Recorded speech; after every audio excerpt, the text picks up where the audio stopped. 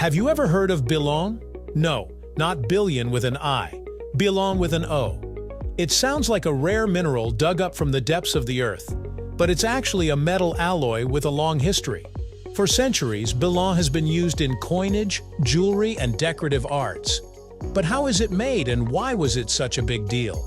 Let's dive into the fascinating world of Billon and uncover its secrets, right here on History of Simple Things.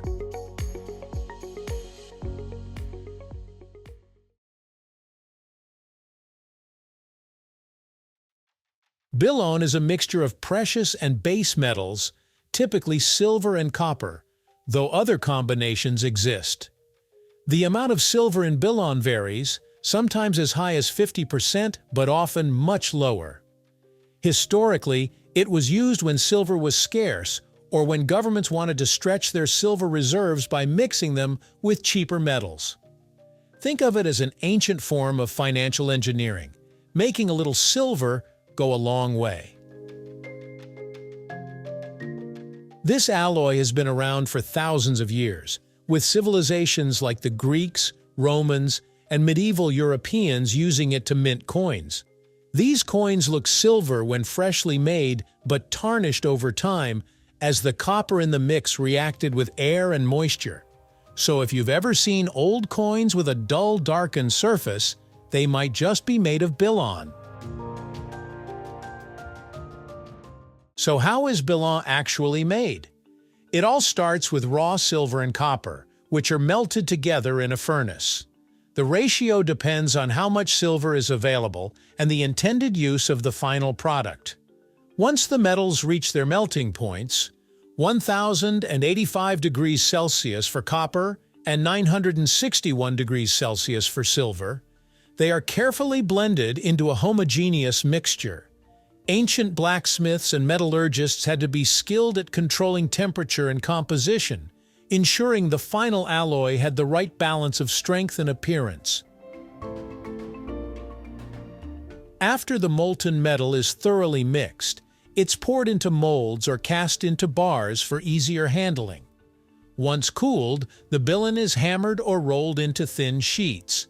These sheets can then be cut into coin blanks, stamped with designs, or shaped into jewelry and other decorative objects. Back in the day, making Billon was a manual process, requiring skilled artisans to control the proportions of metals by eye and experience. Today, metallurgy has advanced, and the process can be done with precise measurements and controlled conditions, but the core idea remains the same. If Billon isn't pure silver, why use it at all? The answer lies in economics, durability, and availability. Pure silver is soft and can easily wear down, especially in coins that circulate widely. Mixing it with copper makes it stronger and more resistant to damage. It also allowed governments and rulers to produce more coins than they could with pure silver alone. This practice wasn't just about stretching resources, it was also a way to control inflation and manage economies. Another reason Billon was used is that it gave the illusion of value. Freshly minted Billon coins looked like silver, which made people more willing to accept them in trade. Over time, as the silver wore off and the copper became more visible, people started to realize they weren't holding pure silver, which sometimes led to dissatisfaction or even economic instability. The first recorded use of Billon dates back to ancient Greece. City-states that couldn't afford to mint pure silver coins used Billon as an alternative. The Romans also used it extensively, particularly during periods when their silver supplies were running low. In medieval Europe, Billon became common in lower-value currency. Kings and rulers often adjusted the silver content in coins to deal with economic crises, sometimes reducing the silver percentage to almost nothing. This led to periods of coin debasement, where people gradually lost trust in the currency. Even outside of Europe, Billon was used in China, the Middle East, and parts of Africa. Different regions had different recipes, but the principle was always the same: using a mix of metals to create something that looked valuable but wasn't too expensive to produce. While Billon is mostly a thing of the past when it comes to currency, it still has some niche uses today. Some collectible coins, medals, and historical reproductions are made from Billon for authenticity. In the jewelry world, Billon is sometimes used to create pieces with an antique aesthetic. There's also interest in Billon-like alloys for industrial purposes. Advances in metallurgy mean that variations of this alloy could be useful in applications where a mix of durability, conductivity, and cost-effectiveness is needed. While modern currencies have moved on to more stable metal alloys, Billon's legacy still lingers. One downside of Billon was that it made counterfeiting easier. Since it already contained a mix of metals, dishonest individuals could further dilute the silver content and pass off even cheaper alloys as legitimate coins. Governments tried to prevent this by using special markings, but counterfeiters always found ways around them. This problem wasn't just limited to ancient times. Similar tactics were used in the 19th and early 20th centuries when coin debasement was still a concern.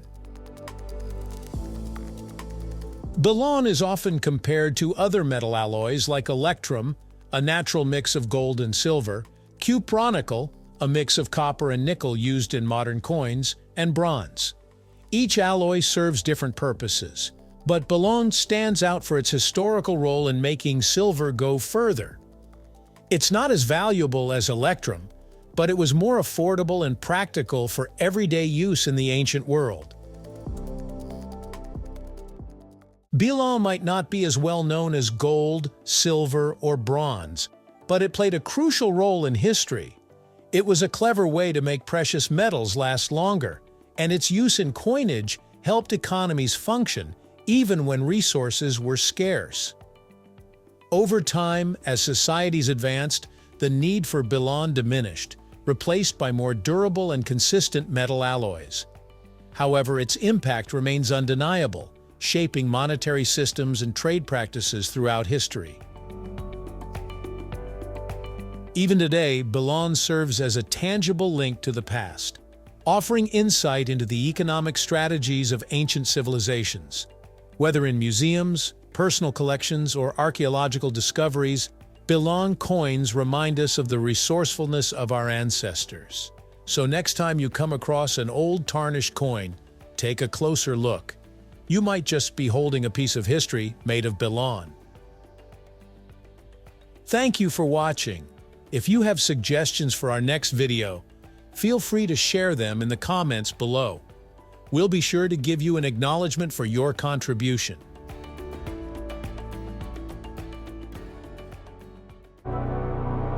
Thank you for joining us on this journey through the history of simple things. Don't forget to like, subscribe, and stay tuned for more stories woven through the smallest details.